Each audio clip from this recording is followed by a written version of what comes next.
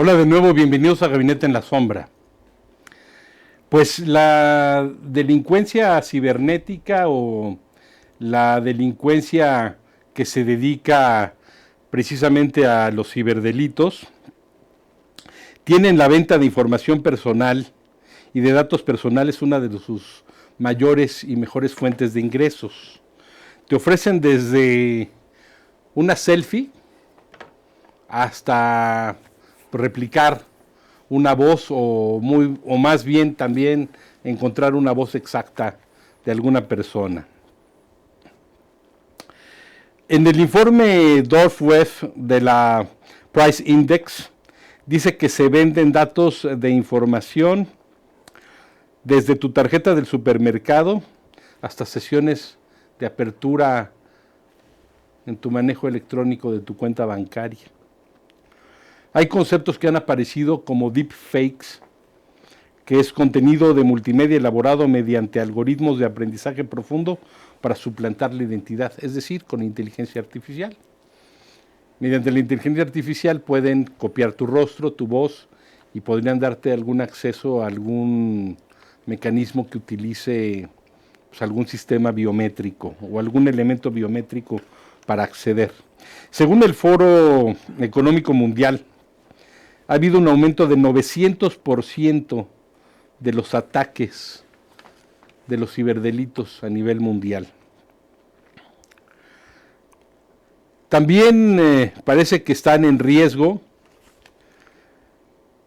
pues las empresas en el país consideran que la Ley Federal de Ciberseguridad, la que se está preparando en México, es un tema complejo de derechos humanos, económico, estrategias de seguridad y protección de datos. Y ni qué decir de las elecciones, también hay muchos organismos y especialistas que están previendo que puede haber distintos ataques en los 300,000 puntos en México, donde se van a llevar a cabo conteos de los votos. Bueno, hoy me acompañan para hablar de estos temas dos personas que han estudiado mucho estos aspectos de los ciberdelitos y la ciberseguridad. Se encuentra vía remota con nosotros Jaime Díaz Limón, que es presidente del Instituto de Ciberseguridad MX, abogado digital. Y se encuentra también conmigo aquí en el estudio Guillermo Fonseca Leal, ya ha estado Memo antes con nosotros, ha sido funcionario público, es académico de la máxima casa de estudios de Iberoamérica, en la Facultad de Derecho de la UNAM, por supuesto, y fue, entre otros cargos que ha tenido, fue agregado de la PGR en Washington y fue también coordinador de asuntos internacionales en esa dependencia. Le voy a pedir por favor a Jaime Díaz Limón, que comience y nos dé una introducción al tema. Jaime, bienvenido y buenas tardes. Muy buenas tardes, muchísimas gracias por la invitación a este espacio. Gracias al público que nos sintoniza el día de hoy. Sin duda, estás tocando uno de los temas que parecería que han adquirido mayor relevancia, sobre todo por la importancia que tienen los bienes jurídicos tutelados de cada uno de nosotros como cibernautas. La Asociación Mexicana de Internet MX ha lanzado desde hace varios años, 18 para ser exactos, un estudio sobre hábitos y comportamientos del cibernauta mexicano en el cual asombrosamente hemos mostrado cómo el cibernauta mexicano ha crecido la cantidad de tiempo que se la pasa conectada a la red de redes. La vida offline de una persona habitual hoy en día oscila entre los 12 y 14 horas, es decir, el tiempo que pasamos interactuando con otros seres humanos, en tanto que la vida online ha crecido de una manera impresionante, sobre todo en época post-pandemia, para que mantengamos casi la misma cantidad de tiempo conectados al ciberespacio, es decir, la cantidad de tiempo que pasamos despiertos es casi la misma cantidad de tiempo que pasamos conectados. En esas 10 a 12 horas, por supuesto, pueden pasar N cantidad de hechos o actos jurídicos que pueden llegar a afectarnos. Aquí la parte importante es descubrir en qué momento comienzan a generar afectaciones de derecho importante para nosotros. Según la propia asociación, que tiene respaldo también con estudios de nuestro INEGI, ha revelado que nuestros mexicanos promedio comienzan a conectarse a partir de los 3 años de edad, lo cual nos comienza a alertar sobre la importancia de determinar herramientas, vigilancia, parámetros y, por supuesto, cuerpos normativos que vigilen el comportamiento de las conductas que pueden llegar a estar ocurriendo en el ciberespacio. No solamente podemos atender ni defender aquello que ocurre en la vida offline, ya que nuestros pequeños, nuestros jóvenes, nuestros niños están viviendo una gran cantidad de tiempo en el ciberespacio. Ahora bien, la Organización de Estados Americanos, después ya de varios años, ha mandado y por supuesto nos ha alertado constantemente sobre los deshonrosos primeros lugares en los cuales nos encontramos en materia de ciberdelincuencia. Desde el año 2017 no hemos podido abandonar ese top 3, doctor. Desde el año 2017 no hemos podido abandonar ese top 3 de países en Latinoamérica que son víctimas de la ciberdelincuencia. Ahora, es importante acotarlo para tu público. Por ciberdelincuencia, ¿qué podemos llegar a tener? Algunos expertos en la materia, como el doctor Oscar Lira, nos dicen, tenemos que ser muy cuidadosos con el término de ciberdelincuencia, porque no en todos los casos va a aplicar y puede ser que estemos tratando de aplicar doctrina que tomamos del derecho anglosajón. En el caso mexicano podemos optar por delitos cibernéticos, delitos informáticos y delitos digitales. Posturas como la del doctor Oscar Lira han enfatizado que quizá no es necesario el agregar nuevos tipos penales, ya que los actuales tipos que contiene nuestro Código Penal Federal a partir del 211 bis hacia adelante, indica que contienen tipos penales suficientes para castigar estas conductas atípicas, antijurídicas y antisociales que ocurren en el ciberespacio. En tanto que existen otras doctrinas que dicen es importantísimo el comenzar a adecuar estos tipos penales para que hoy en día reflejen muchísimo mejor manera la realidad que enfrentan nuestros ciberciudadanos. De esta manera, acciones como el fraude cibernético, el phishing, el vishing, el grooming y aquellas conductas que lleguen a afectar de manera tangencial o directamente a entidades y a personas morales puedan ser de manera muchísimo más atacadas e investigadas gracias a los tipos penales que pueden llegar a enfrentarse. Desde el INCIBE sostenemos que no solamente está la necesidad de contar con tipos penales adecuados, sino además con protocolos de actuación que nos permitan identificar de manera adecuada estas conductas, doctor. ¿De qué manera lo presentamos? Desde el año 2016, 17 de junio de 2016 para ser exactos, tenemos el único protocolo para actuación en materia de recuperación de evidencia digital y o recursos informáticos, así como sus lineamientos publicados por el Consejo de la Judicatura Federal. Del 2016 a la fecha, muchas cosas han pasado, por supuesto la tecnología ha mejorado, las conductas han crecido y la cantidad de tiempo que el cibernauta mexicano promedio se la pasa conectado en la red de redes ha crecido de manera enorme, por cual este tipo de protocolo podría parecer obsoleto si pretendemos enfrentarlo con la realidad actual, en tanto que estos protocolos te obligan a tener un dispositivo, un hardware, un recurso informático para poder hacer una obtención y seguir una cadena de custodia en este tipo de delitos. Lo que hoy en día se necesita es darle a las autoridades de investigación protocolos que permitan hacer investigaciones en el ciberespacio, sobre el ciberespacio, incluso en capas superficiales del Surface Web, como lo podría ser la Deep Web.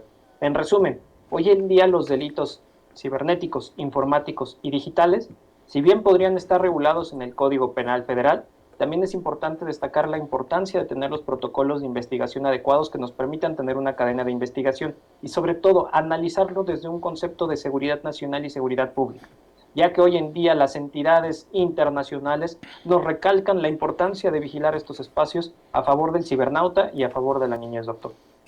Yo creo que lo que nos dice Jaime es fundamental, pero hay dos conceptos que me llaman poderosamente la atención: seguridad pública y seguridad nacional, cuando precisamente instituciones como la Defensa Nacional en México, CONAGUA, han sido atacados, por supuesto el Banco de México, y toda la información tan delicada que pueden incluso, no solamente en términos de extracción confidencial, sino también alteran los sistemas para que no se puedan utilizar. En el caso de Conagua me parece que paralizaron el suministro por algunas zonas. Guillermo, ¿qué opinas tú de lo que nos dice Jaime y tu introducción al tema?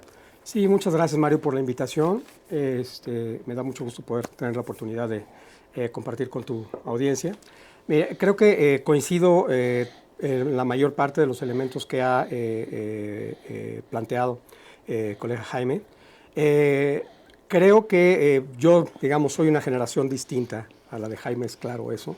Me tocó intervenir en alguna manera en las reformas al Código Penal para el Distrito Federal en ese momento, en materia federal, ahora Código Penal Federal relativo a los delitos cibernéticos.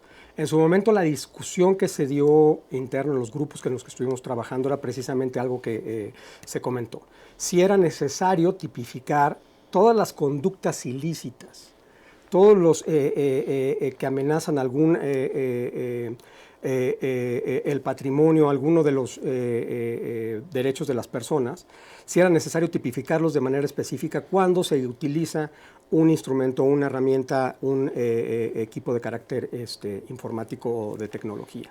Digamos, la conclusión en su momento fue tratar de centrarse únicamente en aquellos que ponían en riesgo la información o las bases de datos o el acceso a estos sistemas de cómputo. Desde luego, de esa reforma que se hizo al Código Penal Federal, que se incluyeron los tipos penales, pues si mal no recuerdo, fue en 1999.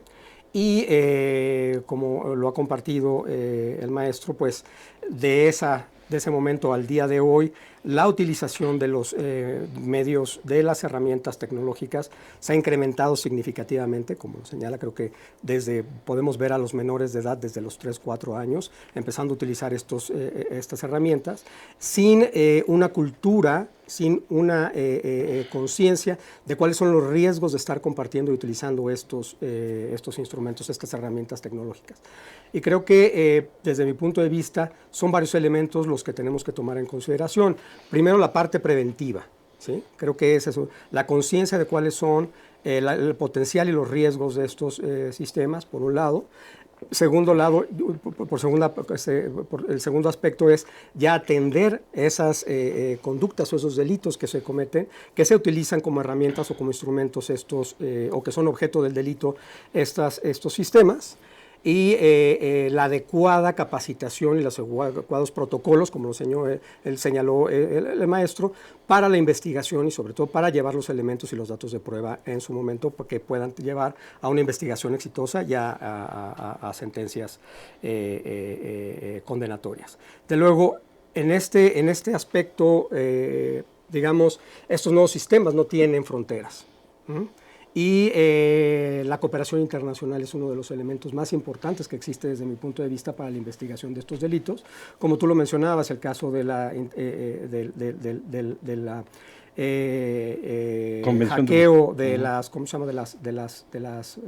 De los sistemas de la Secretaría de Defensa Nacional, se realizó aparentemente fuera de México, y eso lo que implica es la necesidad de tener también las herramientas necesarias para la cooperación internacional. Como hemos platicado en otros momentos en este foro, existe la Convención de Budapest, que se abrió a firma en 2001, y sigue siendo el punto de referencia de la cooperación internacional a pesar de que ha pasado tantos años. En términos de los ciberdelitos y del principalmente de los ciberdelitos. Desde luego ha habido otros foros como la Unión Internacional de Telecomunicaciones, el Foro de Gobernanza... El Foro Mundial también, el Foro Mundial de Gobernanza de Internet. Todos esos foros internacionales, sin llegar a un instrumento o compromisos vinculatorios para los estados, han abordado el tema. Pero esto es, desde luego, como te comentaba, desde el punto de vista de la investigación de delitos y, bueno, la parte de prevención, la parte de diferenciar lo que tú comentabas entre amenazas a la seguridad pública y a seguridad nacional, son aspectos que me parece muy importante que en el momento de legislar en nuestro país se tome en consideración y se haga un análisis correcto y una división correcta de qué es lo que se está abordando y qué es lo que se desea atender. Para mí, si bien hay actos o hay conductas o hay situaciones que pueden tener impacto en seguridad nacional, no necesariamente tienen un impacto, no solamente se reflejan en temas de seguridad pública. Entonces, creo como que, en toda la serie de delitos que hay en general, ¿no? Y desde ese punto de vista también ser muy claros de la competencia del Congreso o de las facultades del Congreso Federal y de los Congresos de los estados para legislar en la materia, ¿no? Jaime, ahorita de lo que nos decía Guillermo Fonseca, pero también de lo que tú comentabas, hay dos cosas que quisiera problematizar contigo. En términos de no solamente la seguridad nacional, sino la seguridad internacional, parece que es Norcorea quien financia a muchos grupos de ciberdelincuentes o hackers para intervenir en muchos sistemas en el mundo. Y en términos de la cooperación internacional, Jaime, convenciones como la de Budapest no salvarían muchos escollos o lagunas en nuestro sistema jurídico porque actuarían de una manera supletoria, se podrían utilizar de una manera supletoria para poder combatirlos, y este retraso no es inversamente proporcional a que México sea uno de los, sea el blanco principal de América Latina, incluso más que Brasil. Y también el tema que nos tocaba, Guillermo, de Guacamaya, pues un grupo internacional, pero financiado por quién fue el que atacó los sistemas de la Secretaría de la Defensa. ¿Qué opinas de todo esto, Jaime, que comentamos?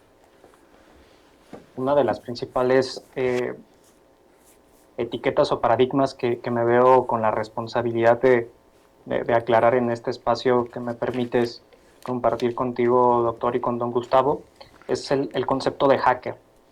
Doña Irene Soria, quien es la titular del capítulo mexicano de Creative Commons en México, ha sido muy enfática en su trabajo de investigación en Latinoamérica y de hecho en su trabajo de doctorado reciente, la diferencia entre hacker y cracker.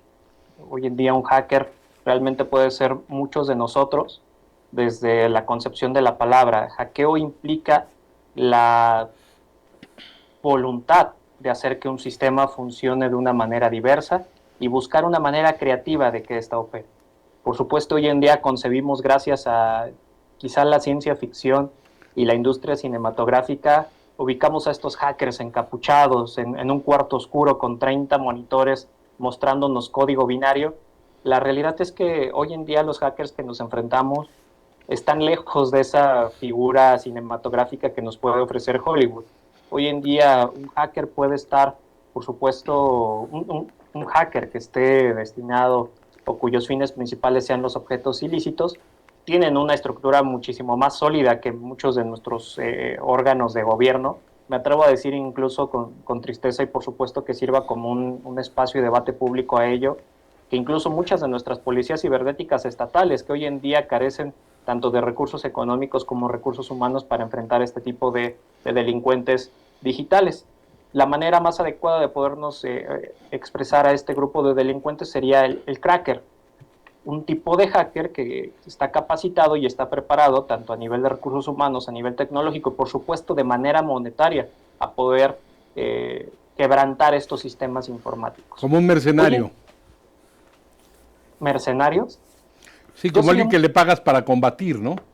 Yo sería muy cuidadoso con ese término, sobre todo en este caso, porque Sí. hoy en día nos enfrentamos también a la era de la posverdad, doctor, y muchos de estos grupos de hackers, por entrecomillarlos, por supuesto que les fascina atribuirse cierto tipo de resultados y cierto tipo de craqueos. Tengo que ser franco con tu auditorio. Realmente aquellos que están enfrentándose a estos sistemas y quienes están logrando el craqueo de páginas como la de Sedena, hace no mucho nos tocó ver este craqueo a la página de Visit México, nos tocó ver craqueos a páginas como la del propio Pentágono, la de la Casa Blanca, difícilmente se anuncian públicamente, no están buscando publicidad, están buscando, por supuesto, ya sea una retribución económica o alguna ganancia política por debajo de la mesa, no están buscando el de pronto aparecer en CNN o la BBC, ellos están buscando esta recuperación y difícilmente podríamos pensar que están buscando este tipo de publicidad como de pronto nos pretenden vender los diarios. Eso me lleva, por supuesto, al tema de la pregunta relacionada con los protocolos. Vamos a suponer que hoy en día tuviésemos ya aplicado de manera indefectible, intachable, el convenio de Budapest, que esto se viera aplicado tanto a nuestro Código Penal Federal como a nuestro Código Nacional de Procedimientos Penales y que nos permitiera la modificación de protocolos y lineamientos, doctor. Hoy en día, si no tenemos los recursos económicos, materiales y, por supuesto, el entendimiento de cómo funciona el ciberespacio, de poco nos va a servir esas modificaciones de fondo a nuestro sistema penal si de forma y en el procedimiento poco podemos hacer a nivel de investigación. ¿A qué voy con ello? Quiero ser muy cuidadoso con la manera en que me expreso a continuación. No estoy diciendo que no sea prudente y que no valga la pena, por supuesto, buscar la ratificación del convenio de Budapest, por supuesto con las observaciones en materia de derechos humanos que se han generado al respecto, sino que indico que no basta la simple ratificación del convenio de Budapest y utilizarlo como una guía de implementación legislativa, como lo es, sin tener un aparato económico, legislativo y procedimental para poderlo aplicar de buena manera. De esta forma, Incluso organismos como lo puede de pronto presentar el FBI en Estados Unidos, se han enfrentado a graves complicaciones de investigación, aún aplicando la ley Patriota, cuando se trata de delitos que se cometen en el ciberespacio. Y ni siquiera estoy hablando de la Deep Web.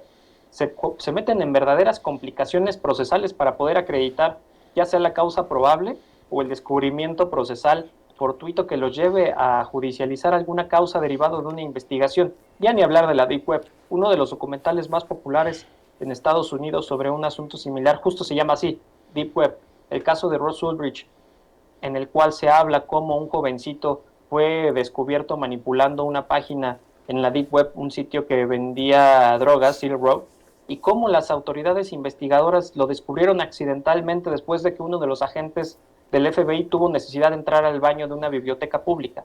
Ese descubrimiento fortuito los llevó a generar una cadena de custodia bastante cuestionable en un proceso en el cual aplicaron la ley Patriota para poderse meter a servidores que se encontraban en Irlanda. De esta manera yo podría decirte, quizá podemos otorgarle incluso a nuestra actual Fiscalía General de la República y a una división científica y a la Comisión Nacional de Seguridad facultades suficientes para hacer ese tipo de investigaciones. Pero ojo, de nuevo, sin la capacitación necesaria, sin el recurso económico necesario para dotar efectivamente a nuestras autoridades de investigación de una herramienta, de una capacidad orgánica para poder no solamente atacar el delito, doctor, sino prevenirlo, la suscripción de este tipo de tratados, por lo menos para México, resulta insuficiente. Y estoy hablando, por supuesto, estrictamente en el caso mexicano. Si nos vamos al análisis de países, como bien lo indicas, en el caso de Corea del Norte, Corea del Sur, tienen cada uno su andamiaje político y legislativo bastante interesante. Cada uno de ellos con sus guerras internas y cada uno de ellos con sus potenciales económicos de forma adecuada. Sin embargo, estamos hablando de países que hoy en día ya están aplicando a nivel de procesos electorales blockchain como un proceso de medida para control de los votos. Ya están aplicándolo para nivel presupuestal para las decisiones que se puedan llegar a tomar en provincias o pequeños condados. Ya están aplicando un sistema de monitoreo como lo que se pretende hacer con el sistema Arcángel, ¿no? de don Marcelo Ebrard. Entonces, de pronto, vemos que este tipo de tecnologías ya tienen una funcionalidad diferente en países que tecnológicamente nos han superado, tanto a nivel legislativo como a nivel de aplicación de la norma. México está todavía unos cuantos pasos lejanos de ese futuro utópico. Guillermo, antes de irnos a la pausa, brevemente, aquí Jaime nos devuelve a un tema importante que es el de la capacitación y recursos, y también al de la implementación de los tratados internacionales, no solamente en materia de ciberseguridad o ciberdelincuencia, sino también nos devuelve, por ejemplo, el tema de la Convención de la OCDE en materia de cohecho internacional o de anticorrupción. Siempre es el tema de la implementación, tú que estuviste muy metido en esos puntos, que luego Relaciones Exteriores firma los tratados y luego la implementación, bueno, yo también la sufrí, esos temas de implementación, que es de lo que nos menciona en particular Jaime, pero que en general es un problema pues de carácter institucional. ¿Cómo ves, Memo? Sí. Pues mira, la política que se ha seguido en la Cancillería, en la Secretaría de Relaciones Exteriores para la suscripción y ratificación de convenciones, es que antes de que se ratifique la convención, antes de que se pase a aprobación del Congreso, haya ya exista por lo menos una iniciativa que permita la instrumentación de los compromisos en materia internacional. A diferencia de otros países, como tú lo sabes bien, Mario, a diferencia de otros países, dentro del mismo proceso de aprobación y ratificación, los congresos, por ejemplo el caso de Estados Unidos y otros países, requieren emitir una ley de aprobación en la que ya viene incluida o ya existe una serie de normas que van a instrumentar a la convención. Entonces, esto se ha ido adoptando, pero son procesos separados.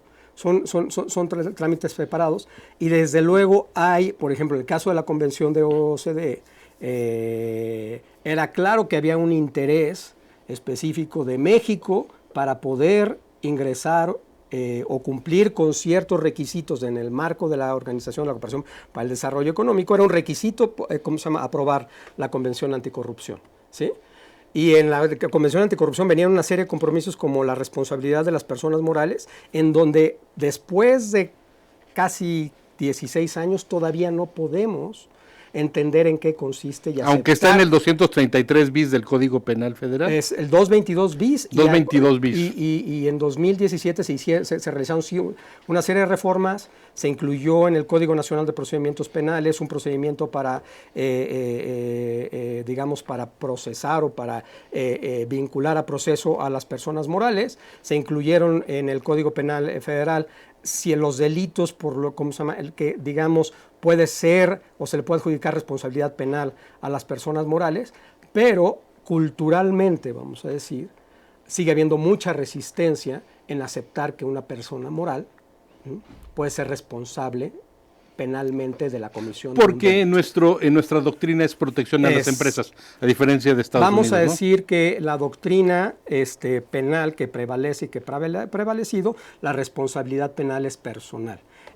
Se deriva de la voluntad. Los anglosajones son más pragmáticos.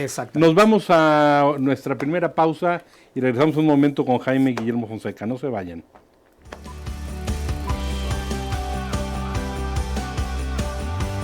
WowMX.tv. Son unos animalitos preciosos, ¿verdad? Mira, es un animal de compañía, de fácil manejo. Si te fijas, son pequeños.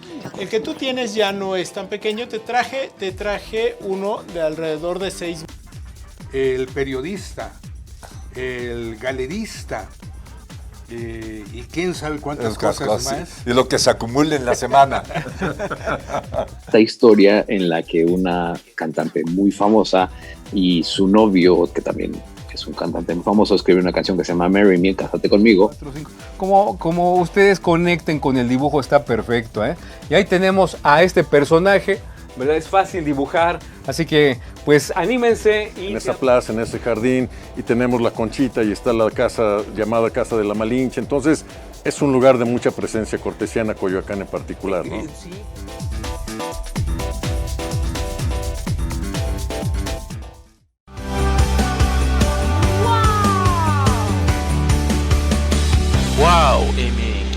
WowMX.tv.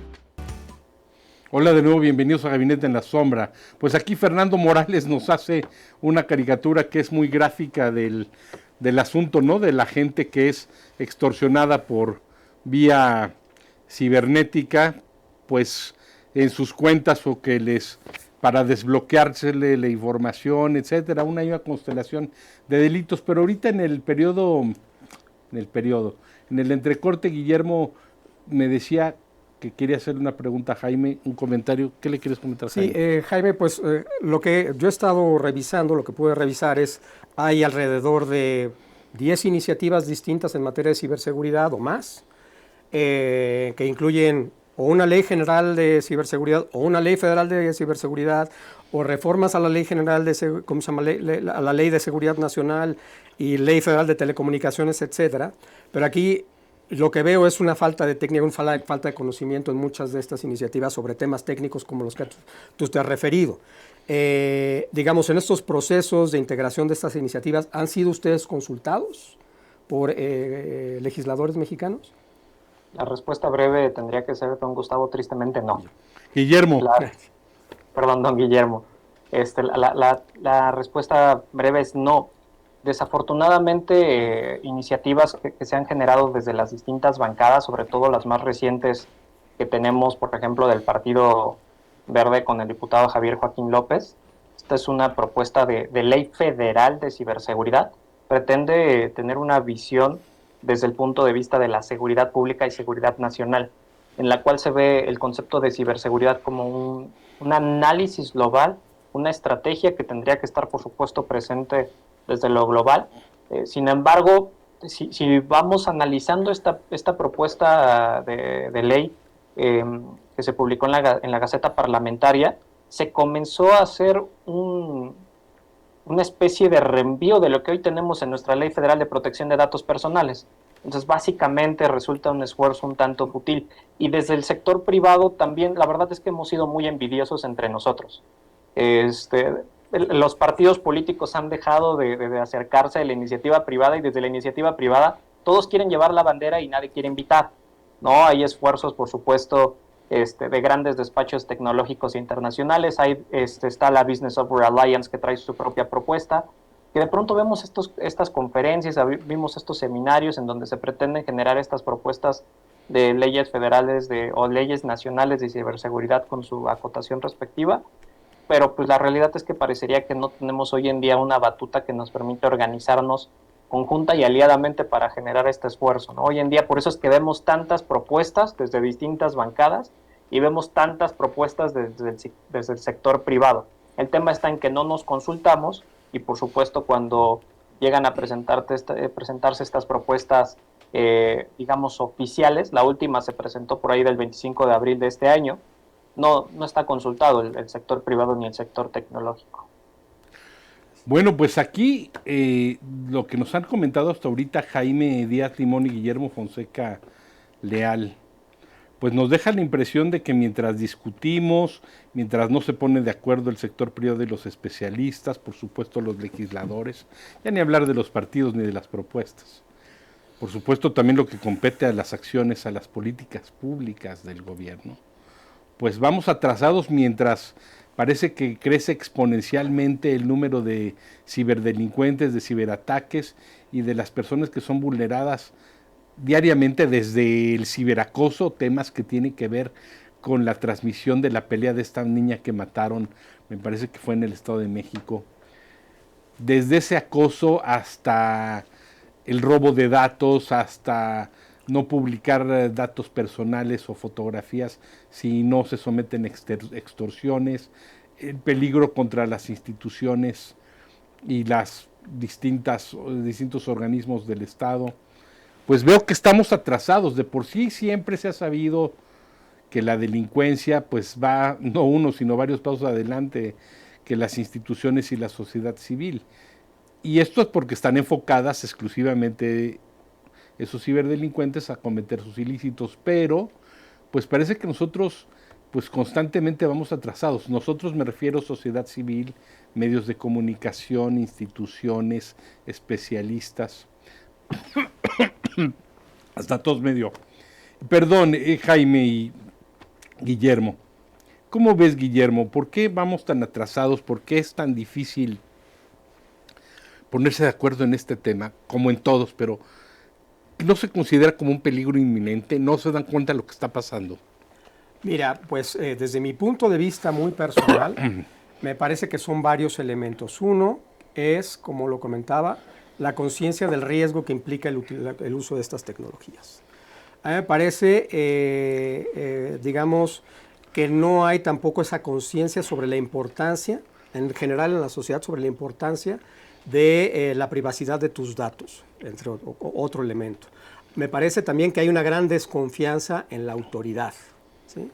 Entonces creo que estos elementos abonan a que, por ejemplo, como lo compartía maestro Jaime, que las empresas o que el sector privado no se acerque a la autoridad para compartir información respecto de los ataques o las vulnerabilidades, bueno, ataques de los que son víctimas en sus sistemas, que no compartan o que no abran sus códigos para conocer cuáles son las vulnerabilidades, porque hay temas desde luego, de imagen pública y también en algún momento alguien me compartía que hay un tema, por ejemplo, en el sistema financiero de desconfianza en la autoridad investigadora de que se abran los sistemas para a la autoridad. Entonces creo que hay varios elementos: desconfianza, corrupción, ignorancia, falta de sensibilidad sobre la importancia de tener una cultura de la seguridad en los sistemas informáticos, ¿no? Ese es mi punto de vista.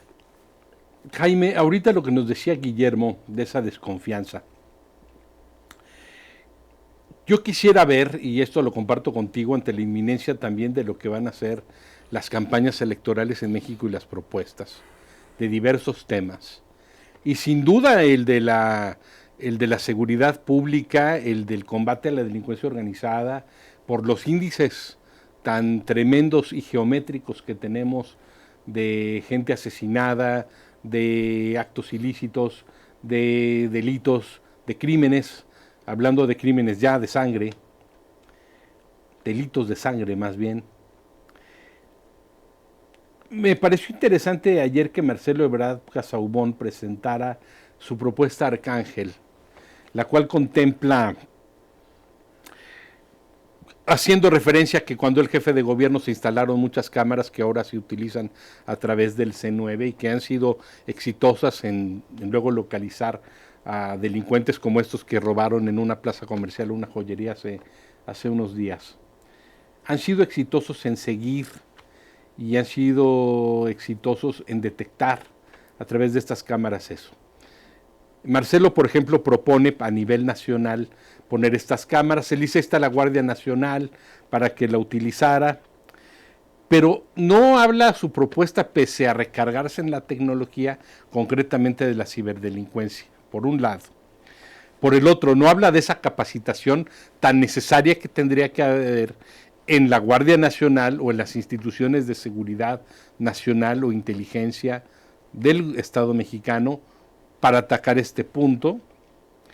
Y no habla de temas, pese a que dice que emplearía la inteligencia artificial para hacer una transversalidad que detectara ciertas situaciones delictuosas el sistema, pensando algorítmicamente de una manera propia. No habla no habla de los delitos potenciales que pueden ocurrir usando la inteligencia artificial, lo cual está ocurriendo simultáneamente con el avance tecnológico. ¿Qué opinas? ¿No sientes que está coja esta propuesta? Por un lado, ¿y qué opinas como especialista de que deben de tener todos los candidatos de cualquier alianza, de cualquier ideología, propuestas concretas para combatir esto? No en la abstracción de que combatir a la delincuencia organizada, utilizar más inteligencia, investigación, invertir más capacitación, no. El tema concreto de los ciberdelitos, de la ciberdelincuencia, ¿cómo ves, Jaime? Primero opino que don Mario Velasco de la Vega está esperando a que me veten completamente de las redes sociales. Y ¿Por que qué? el próximo... La pregunta es difícil, la pregunta es muy compleja, ¿no? También transmitimos aquí en redes, no te preocupes, siempre tendrás aquí un espacio, Jaime. La pregunta es bellísima, ¿no? Y por supuesto el análisis completo yo creo que vendrá en próximos meses, sobre todo que vayamos viendo cómo esta propuesta de Ángel opera de mejor manera. Desde un punto de vista tecnooptimista, va mi respuesta tecnooptimista. Sin duda, para mí es un gran proceso y es un gran avance, doctor. De entrada, hoy en día venimos de un México que lleva casi ya 6 años sin tener un plan nacional de ciberseguridad. Cuando se vino esta propuesta de cuarta transformación, se nos prometieron muchas cosas a nivel tecnológico, se nos prometieron muchísimos progresos a nivel tanto energético, tecnológico, de desarrollo humano, del sector educativo, política para brecha en el combate del analfabetismo digital, y tristemente todos ese tipo de procesos y políticas quedaron en el tintero. No tuvimos la fortuna de verlo materializado, y hoy en día pues estamos ante un México ausente en un plan nacional de ciberseguridad, a pesar, como bien lo hemos dicho en el transcurso de este programa, siendo el top 3 de las víctimas a nivel Latinoamérica en cada uno de nuestros cibernautas mexicanos. De pronto que vengan ya propuestas de este tipo de precandidatos, me parece muy afortunado. El pensar que vamos a apoyarnos de la tecnología para tener esta prevención de delito en el mundo offline, me parece algo afortunado después de un par de años viviendo de ciertas carencias tecnológicas. Donde sí me parece desafortunado y que hoy en día por lo menos no lo han sustentado así como bien lo señalas, doctor, es que parecería que otra vez nos estamos olvidando de lo que ocurre en el ciberespacio. Una partícula hoy en día de los delitos que se cometen está sin duda hoy en día en este mundo desconectado, en este mundo que conocemos como el mundo offline. Pero hoy en día gran parte de los hechos antijurídicos, punibles, antisociales que están afectando a nuestro cibernauta promedio ocurren en el mundo online. ¿Qué mecanismos vas a utilizar para poderlos prevenir? No solamente castigar, que hoy en día es un tema que sin duda va a generar mucho debate en esta propuesta. Y algo que hoy en duda a mí me preocupa, aún siendo un tecnooptimista de este tipo de herramientas, algo que a mí me preocupa, y es algo que se ha venido estudiando desde hace varios años, doctor. con la implementación de inteligencia artificial, no solamente a nivel de investigación, sino en redes sociales, sino en mecanismos de detección del crimen. La tecnología y los algoritmos que dependen y que alimentan hoy en día la inteligencia artificial pueden tener parcialidades. Es lo que se conoce como el algorithmic bias. ¿Esto qué implica? Que al final de cuentas la inteligencia artificial viene alimentada y estudiada y preparada y capacitada por un ser humano. Y si ese ser humano tiene ciertas parcialidades, ciertos complejos, ciertos prejuicios, la inteligencia artificial es muy probable que tenga esos mismos prejuicios. De esta manera no podemos confiarnos al 100% en ciertas detecciones que cometa la inteligencia artificial. Gran parte de las críticas que se hace a la inteligencia artificial que se utiliza para fines de detección o prevención del crimen es que generalmente suelen atacar a los sectores más vulnerables o suelen detectar crímenes en los sectores que son más propensos a identificación socioeconómico, política de criminalidad. Es decir, si perteneces a cierto estrato social, si perteneces a cierta etnia, si perteneces a cierta raza, si tu tono de piel es tal, es más probable que la inteligencia artificial te identifique como un criminal. De esta manera habrá que ver cómo Marcelo Ebrard puede llegar a justificar la ausencia de esta parcialidad del algoritmo hacia adelante en la propuesta de su proyecto Ángel. Y por supuesto, para mí sería muy interesante ver en un par de días, en un par de meses y por qué no, como un mecanismo complementario, ¿qué vamos a hacer con los delitos que se cometen? Ya ni siquiera quiero sonar soñador y pensar en los delitos de la Deep Web. Por lo menos dime qué vamos a hacer con los delitos que se van a cometer en la capa superficial de la web, en este surface web que hoy en día nos duele tanto, doctor. Memo, ahorita lo que nos dijo Jaime, y para que también hagas una conclusión, vayas haciendo una conclusión, me parece fascinante lo que dice Jaime. Los prejuicios que tenga la persona que esté preparando a la inteligencia artificial, si son de tipo racial, de fobia hacia alguna etnia, si fobia hacia algún género o hacia la comunidad LGBT, etcétera, directamente proporcional se lo puede transmitir a la inteligencia artificial y la inteligencia artificial no distinguir y la inteligencia artificial operar con los mismos prejuicios que tenga una persona por el color de piel, la sexualidad, la inclinación, el nivel socioeconómico de la persona. Eso que nos dice es terrible, es decir, si vamos a utilizar la inteligencia artificial y la tecnología para perseguir delincuentes, debe de estar totalmente ausente de prejuicios, debe ser con una ausencia de parcialidad, como dijo Jaime. ¿Cómo ves? Y tu conclusión, Guillermo, por favor, del tema. Bueno, ¿cómo se llama? La ocasión anterior, bueno, en alguna ocasión estaba viendo precisamente esta situación que se presentó, creo que cuando estaban desarrollando algunos de estos vehículos inteligentes, que precisamente se hablaba de que a cierto sector estadounidense no se identificaba como un peatón y que el vehículo no había frenado, no frenaba frente a esta situación, ¿cómo se llama? Frente a cuando cruzaba la calle una persona que tenía tales características. Y creo que finalmente se habla mucho de la inteligencia artificial que va a sustituir una multitud de actividades que realiza el ser humano. Sin embargo, me parece que siempre tendrá que tener el componente de verificación y supervisión por parte de una persona. Pero bueno, aquí creo que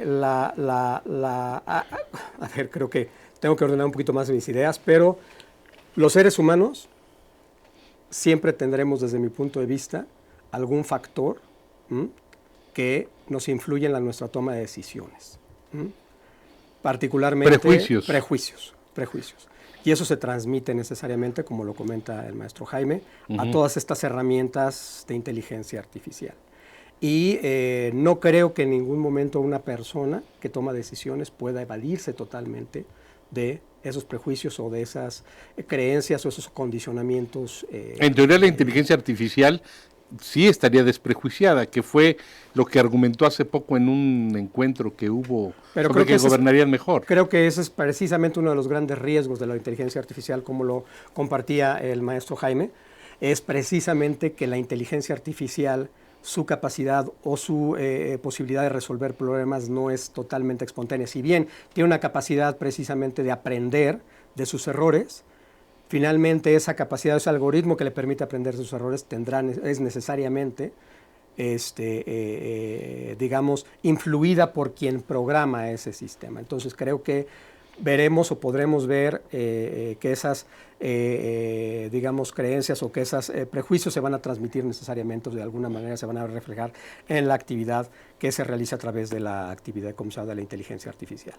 Y bueno, desde mi punto de vista tenemos un gran reto en definir una serie de medidas para poder responder a las amenazas que tenemos actualmente en materia de ciberseguridad o de seguridad en informática.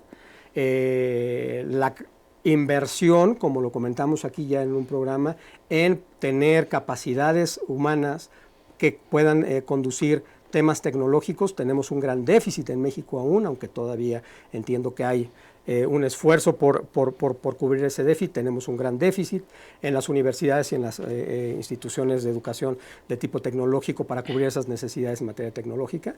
Es claro que las autoridades o el gobierno, las instituciones, necesitan invertir tanto en recursos humanos como en recursos materiales para tener unas plataformas o para tener plataformas lo suficientemente sólidas para poder enfrentar estas amenazas. Creo que no se está dando esa inversión. Desde luego, si se está reduciendo la inversión en otros aspectos importantes de seguridad pública y de seguridad nacional, como lo sabemos, o en ciertos sectores de la administración, es difícil que podamos recuperar el tiempo, los espacios que hemos perdido en términos de inversión.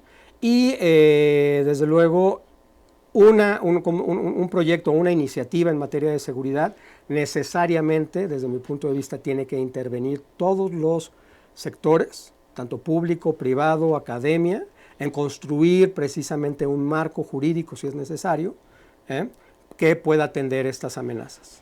No lo puede hacer de manera aislada ni gobierno, ni legisladores, si no hay una intervención del sector privado, de los negocios, de las organizaciones no gubernamentales que están preocupadas por todos los temas que impactan en el tema de la seguridad informática, tanto sea seguridad pública, sea seguridad nacional o inclusive en la seguridad particular o privada de las personas. Jaime, tienes un minuto, por favor, si quieres concluir o decirnos algo, por favor. Muchísimas gracias, lo aprovecharé sabiamente. Me parece que hoy en día México enfrenta un momento que históricamente es afortunado de cierta manera. ¿Por qué?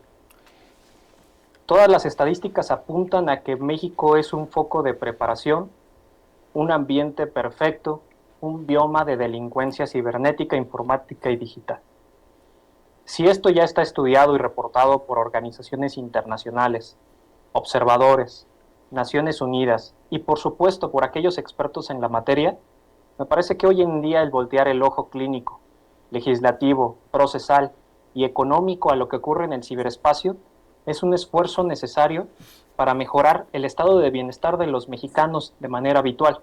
No solamente hay que pensar en el mexicano como aquel ciudadano a pie en su vida offline, sino como el mexicano que pasa el 80% de su vida conectado en esta carretera de información a la que llamamos Internet, y en la cual sin duda generará hechos jurídicos, actos jurídicos de trascendencia nacional, privada, y por supuesto que nos obliga a voltear a ver lo que hoy en día tenemos a nivel legislativo y cómo es que invertimos recursos para mejorar estos entornos digitales.